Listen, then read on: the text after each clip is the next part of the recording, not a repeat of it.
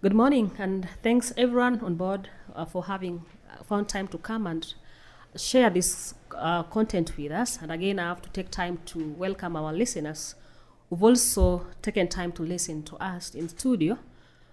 We're going to discuss a topic that is very essential to us in food production, and it is sustainable practices and food, ensuring there's enough food for Migori County. And in studio right now, I'm privileged to have guests. And again, I have my co-host. I have Dan Akong'o, who is my co-host. Dan, please, you're welcome and say hello to the Thank you, our listeners. We feel most welcome. It's another moment we have our guest, and we want to get deep to understand the food sustainability in Migori County. Very important topic today. That will be our foundation. Right. And we will, after this healthy conversation, we're going to come up with a solution. At least with something that at the end of the day, Migori County will be food secure. We know how our people are suffering and are starving because of lack of food. Right. And that is the reason why we are here to look for a permanent solution, which we know is there. Okay. Thank you. And that's beautiful. Thank you so much, my colleague Dan, for that. In studio, I'm privileged to have Dr. Charles. I'm also privileged to have Dr. Andrew. Andrew comes all the way from Canada. Yeah, sure. Andrew Spring from Laura University in Canada. Yes. Who is also here with us. Yes, I will feel most welcome, sir. We are happy to see you because we want to borrow some of the things from Canada, which can give us knowledge and highlight us on agricultural and farming practice here in Gore. And not forgetting our very own residential professor, Professor Zack. A very good friend of mine. Right. I love him so much. Phil, welcome to the studio. Sure. And Thank now you. We are now to the activity. We are back to work, and we want to tell people what can be done. There's a perception, or the truth is Migori County is a poor county. The poverty here is defined by lack of food for the people who are staying within Migori County. Sure. Migori County has suffered malnourishment. A number of kids are suffering from malnourishment. A number of very many children, households are not getting enough food. And this is a worrying trend. This has happened for several years. It's happening today. And that's why we have these experts at the studio. Prof, I'm beginning this with you. What do we mean by having food sustainability? What does that term mean to us? So that listener back at home can get this concept pretty well before we indulge into anything else. Thank you, Olga. And I want to say that to have food sustainability is to be able to produce unlimited amount of food, so that you can be able to have food on the table, so that the excess of what you produce you can use for income generation, so that the further excess you can even use to give to the poor who cannot afford to have food. Because our country is quite diverse, even in climate. And there are people in this country that cannot afford 3 meals in a day. Some areas you find that people can eat only twice in a week. Right. And that is a disaster. So I want to say that for us to achieve the level where we are food sustainable, we are food sufficient, we would be able to have food that is excess of our needs. Whatever we are producing, we can comfortably say that we can have even excess in store that we can eat in case of disasters, in case of calamities, in case of factors that influence insufficiency of food. We will go to the stores and say that we have stored this much, and we can go back, even without going back to the garden, we can still feed for several years. That's the kind of situation I'm looking at. Thank you, Prof. I would want to ask that when you say all this, the picture you have, are we capable, because we cannot talk out of vacuum, as Migori County, are we capable Or producing enough food that people for can sustainability. Yes. Yes, I must say that we are blessed. Naturally, we are a blessed community. Sure. Because we have enough rainfall, we have enough sunshine, and these are two elements that are really needed by the crops and animals that we keep. Okay. So what we need to do is to wake up and use these resources that God has given us to enhance food sustainability. And one of these is to think outside the box. We have to think of going back to the drawing board. We have to think of the indigenous knowledge resources that we have and use them to build our networks and to also build our granaries to be able to accommodate more. Right. When I say this, previously you would find that in any community in this region, nobody would lack food. Yeah, sure. And we had excess. Yes, sure. If in my community, if a traveler was walking, because they were walking long distances, and somebody asks you for water, you don't give water. No. You first give them porridge. Exactly. And it was always there in a big pot. So you first give them porridge. Yes. Then, when they are satisfied, then you give them the water they asked for. Wow. Nice, Professor. I think let me just go to Dr. Charles. Yes. Just from where Professor has left it. Yes. Professor, we are talking about a county Yes. that is living below poverty line. We're talking about a county that, when, as we heard yesterday in Dr. Flores' presentation, from the record she got from the CIP, is now is a worrying issue. Migori County is below the percentage in the country. Migori County is below that, and I think there's something to be done. Prof is talking about Migori counties can't do all this. We can have enough food.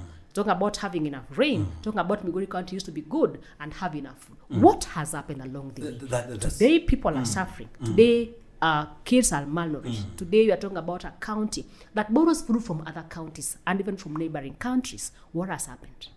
Somewhere along the way something happened, and what is it that has happened?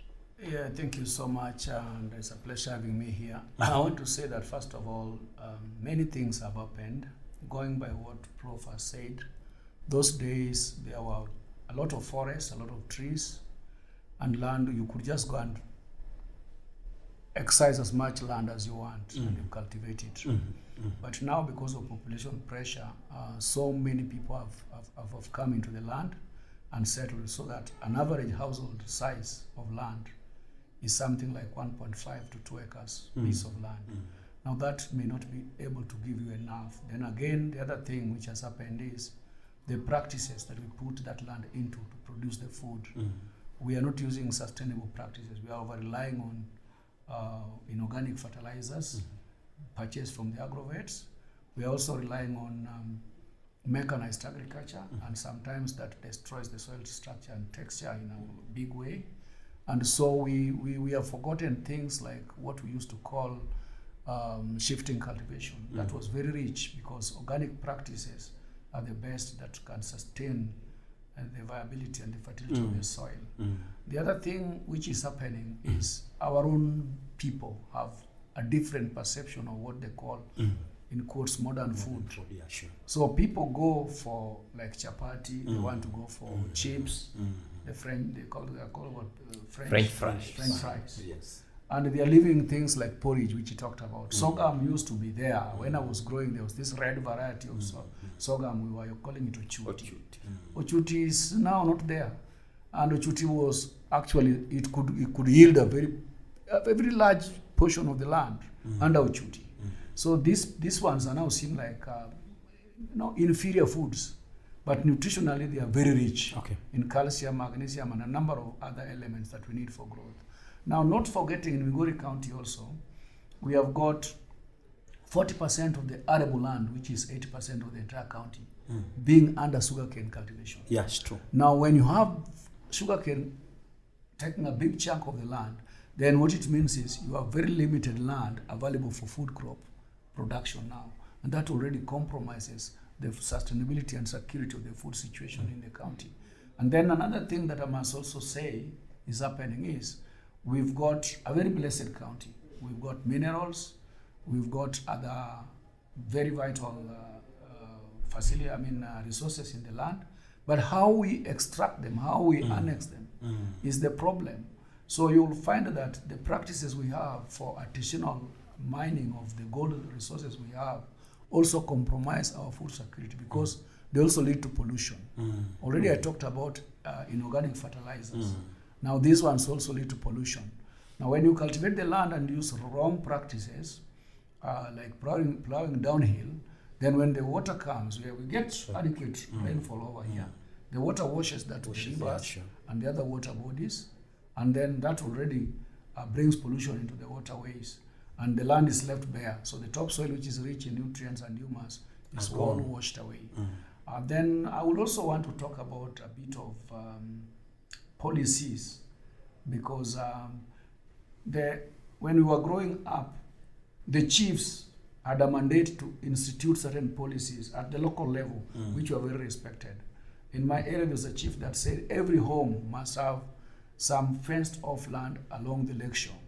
And that fenced-off land was to be under sweet potatoes, cassava, sugarcane, and aspects like bananas. It was for food security. And so that even if all the other crops fail, those ones will be there. And these are the ones that even if now our aunties came visiting, they will be escorted if you use that one. Nice, Dr. Charles. I want just to shift this now to Dr. Andrew Spring from Canada. Yes. And I want him to give us this perspective of what happens in Canada. More preferably northern part of Canada, so that we really have to compare this. You've heard about what how Zack is portraying what used to happen in Migori County. Having enough rainfall, having enough food, but somewhere along the way something happened. How do you handle food security and sustainability in northern Canada? Sure, thank you, and thank you for having me on. Okay. So I'm from Canada, but I'm actually from the southern part of Canada. Okay. So I work with Indigenous communities in northern Canada.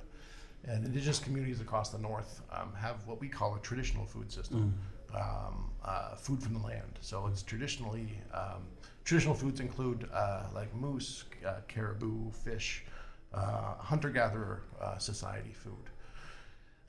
But again, I hear a lot of the issues from Migori County, and we would be having the exact same conversation up in Canada's north. Poverty is a problem, food security is a big problem. Communities being pushed away from maybe some of their traditional practices and their traditional foods. In Canada, we have a large conversation about colonization and reconciliation with Indigenous peoples. And you can see how it just plays out differently in different countries. So in northern communities in Canada, there's been this pressure put upon them to give up their traditional ways and more assimilate into Western society. And it's really left this gap, and a lot of these communities fall into the gap. So directly what I'm hearing is very similar of, the elders, the people with the traditional knowledge, that's not getting passed on. So the youth do not participate in a lot of their traditional activities anymore. So they're relying on jobs, which takes them away from their community, takes them away from practicing a lot of their traditional skills. And so people are moving away from their traditional diets. But because they're so far north, getting food up to these northern communities is very far distances. And so food becomes very expensive. And so again, with not a lot of economic opportunities in northern communities, they can also not afford fresh, healthy food. So they end up buying the cheap processed foods. So they're not eating the healthy traditional foods, they're being pushed to eat more processed packaged foods. And so as a result, there's food insecurity and a lot of health issues. So a lot of what I hear from our colleagues. Right. What are some of the interventions that the government is putting in place in that regard? In that regard. So there's a lot of subsidies for food to get to up north. In northern Canada, of course, we talk a lot about climate change, and here I've heard a lot of climate change discussions as well. In northern Canada, climate is changing at 4 to 5 times the global average. So That's very high. ecosystems are fundamentally changing. And so for peoples whose health is determined by the health of the land, they're having a lot of problems continuing to access traditional foods. Okay. So what a lot of communities are doing, because food is hard to get, they're looking at actually growing their own food to be a part of their food system. So this is new, right? And this is one of the opportunities where we can learn from Migori County, because Migori County has this really developed conversation around food security and food growing. And something must be done to Exactly. that, so that Migori County is food secure. Prof, Dr. Charles talked about something, about practice of organic farming that's so sustainable to people of Migori County. The government of Kenya of late has come with a concept of adopting a lot of conventional, so to speak, kind of farming. And isn't this farming drawing the food production in Migori County down? Is there a way in which the current or rather what we can call the current or the modern way of farming also contributing to food insecurity in Migori County? Yes, to some extent, it will definitely contribute to food insecurity, because if we leave our traditional ways of farming, it means we are also shifting to new crops or new seed varieties that are not adapted to our climate, to our ecological zones. But you'll find that if people go back to the traditional seeds, they are adapted to the climate, they are adapted to the soils, so that you find that the crops are drought and pest resistant. He mentioned about uchuti, Right. a variety of sorghum. It's black, very dark in color, and you need very little to be full. Okay.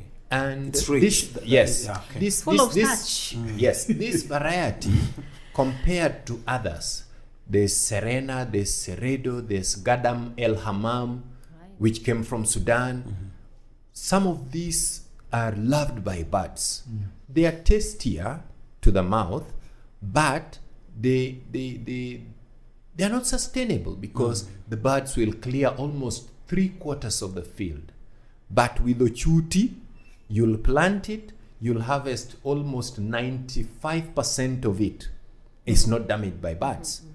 So if we go back to original crops that we were growing, that were drought resistant and that were pest resistant, and they were very nutritive also, we will be able to capture this problem and solve it, instead of going to seed varieties that even farmers cannot afford, because if you have those hybrids, you cannot replant them.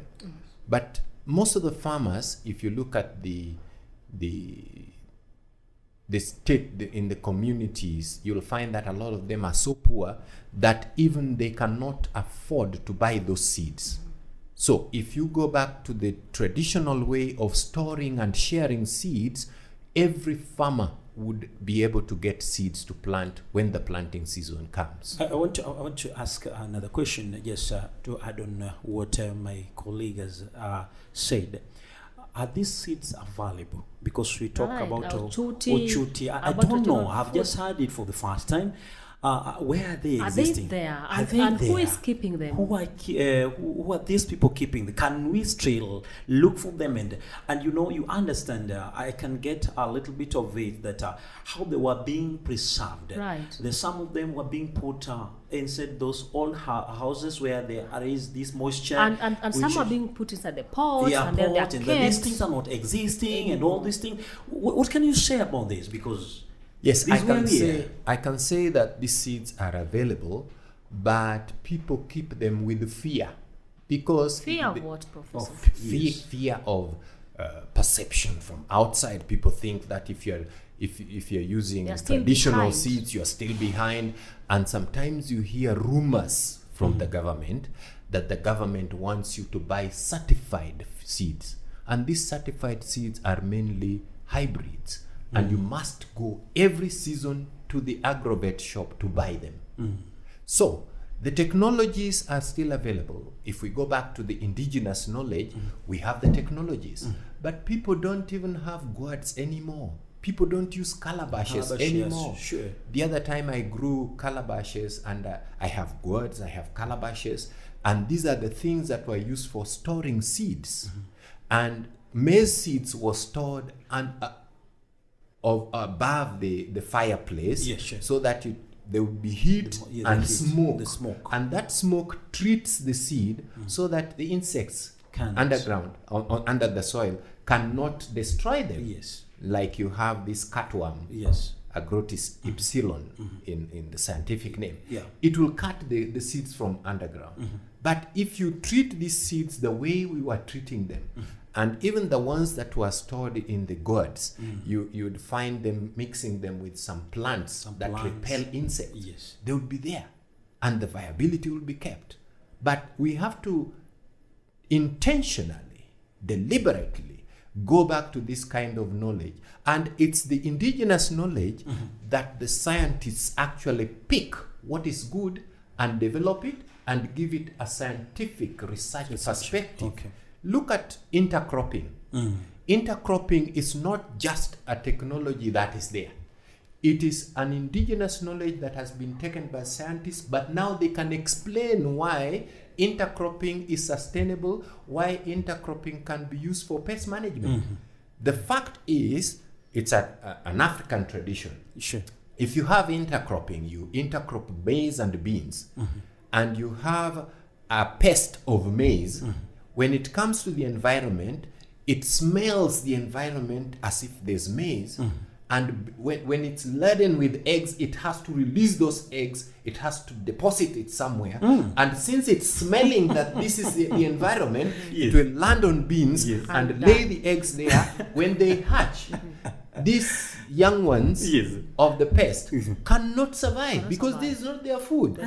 So they are stressed. But when they now realize that they are on cowpea or they are on beans and they need the maize that is next door, they try to go to the maize. While they are crawling to go to the maize, they meet the natural enemies, the predators that eat them. So they will not effectively colonize the maize. That is the purpose of intercropping. Wow. But in addition to that, there's nitrogen fixation that is done by the bees. They fix the nitrogen that the maize is using, and you'll find that they are growing so well. And that ground cover also keeps a microenvironment that retains moisture for the maize, for all the crops. Wonderful. So the traditional people knew that this is our practice.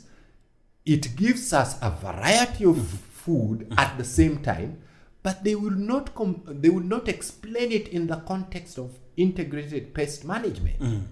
So because they don't really just understand that concept that that is what it is. They just don't understand that. But Prof, let me just cut you short. Yes. And just come to Dr. Charles on how people perceive the traditional way of farming as backwardness, as something that the government does not want to hear, as something that instills fear to the people to the society.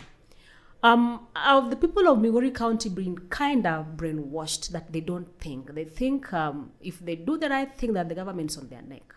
If they feel they do want to do whatever they want to, the right thing, they feel that they'll be considered as backward. Today, somebody who is planting chutia, according to what Professor is saying, is regarded as somebody who is not in backward person, inferior, so to speak. And what do you think need to be done? Because we are getting the wrong perception of this, the wrong information, and the people are going on with this all the way. Yeah, thank you so much. I think Prof has elaborated it well. I just want to add that we have infrastructure in place. We have got the Council of Elders. We have got religious leaders. Instead of having what we call the traditional or conventional Agricultural Society of Kenya shows, we could have what we call cultural weeks or cultural days when people of Migori could come together in a place, a stadium. And we are not just eating the foods which have been made, but we are also looking at those traditional women, old men who have some of these, they are custodian of some of these assets that we call like seed banks. They have them in pots, in guards and all that. They could display and explain how they work. I would not want to say that the problem we have in Migori is localized to Migori. It is actually our education system that has led us to where we are, because we learn so much about the European farming. We learn so much about things that are not relevant to us. And so when you talk of hybrid, where did it come from? It came from the West, and it came to us, but we left our own practice. But I'm happy in the sense that amidst all this, with climate change, we are coming to realize we must rethink our agriculture. We must redefine our food security systems. And one of the ways is to come back to what we call agroforestry. So we have to go back into aspects like intercropping that it talks about, so that we also have scientific basis to explain it. We have to make our agriculture more appealing to the youth, deliberately more appealing to the youth, so that when we go into, let's say, the shows, we are not just displaying how you space, we are also displaying how you can market digitally. You know, you use like SMS, you use like WhatsApp and Facebook to show where you have this kind of products, and then the next farmer group around in Awendo or in Uriri can know where to come and get them. So these are some of the interventions we are thinking about doing, because tree cover in Migori County apparently is one of the lowest in Kenya. And it's I think the second lowest in Nyanza, the regional Nyanza region. So we want to have crops integrated with trees and livestock enterprises on the same farm. But now the choice of which tree, choice of which crop, choice of which animal is what now we want to teach the youth. And the approach to this is essential. This should be multi-actor engagement approach, whereby every food actor is incorporated into the making sure that Migori County has enough food. Yes. So this means that the researchers must be brought on board. Sure. Members of academia must be brought on board. Yes. The media must be brought on board. Farmers must be brought on board. The whole society must come on board, so that we ensure that Migori County is somewhere. Yeah, the elders, yes. The elders and the society, even the pastors, the members of the churches and the Muslim groups, because we all feed on a daily basis. Sure. Andrew is coming up with a project called FLOW, and that's going to be part of the project that Rongo University and the Migori County are going to implement. Yes, sure. Andrew is already doing this in northern Canada. FLOW is about food learning and growing. Tell us something about that, and how that concept can be borrowed so that it can also people in Migori County. Sure. Yes. Sure. Well, FLOW is a very large project that works across 7 different regions, 4 in Canada and 4 internationally. Okay. So Kenya, Australia, Brazil, Mexico, and northern Canada, and a few other Canadian regions. What FLOW, I think, brings is a solidarity network to Migori County of like-minded groups and academics and thinkers that can act as a sounding board for Migori County, where our colleagues and collaborators here can pull knowledge out of that network, but also, more importantly, I think, feed knowledge into that network. I've only been here a short time, but I'm quite amazed with just what is happening, and just the ideas and the passion that comes from the community of practice here in Migori County. And I know I'm going to take some of this back and talk to my colleagues up north and across the other regions, and help to tell the story of just what the amazing work that's happening here. But yeah, FLOW would be about building a sustainable regional food system. So helping to connect all these food actors, community members, and leaders to get everybody on the same page, to have these discussions and to help everybody move forward together, right? So we're not duplicating anymore. We're using the media for education and engagement, making sure everyone feels like they're part of the process. Because what I've heard from my colleagues here is that there are a lot of challenges here in Migori County, but I think together and with a support network of other regions and researchers and communities, that I hope our collaborators here feel empowered that they can make a change. And so this is what I hope kind of Flow can help bring to Thank you so much. I think that if we embrace all this, the idea from Prof, Doctor, and all our guests, I think that in a short time possible, we are going to see Migori changing.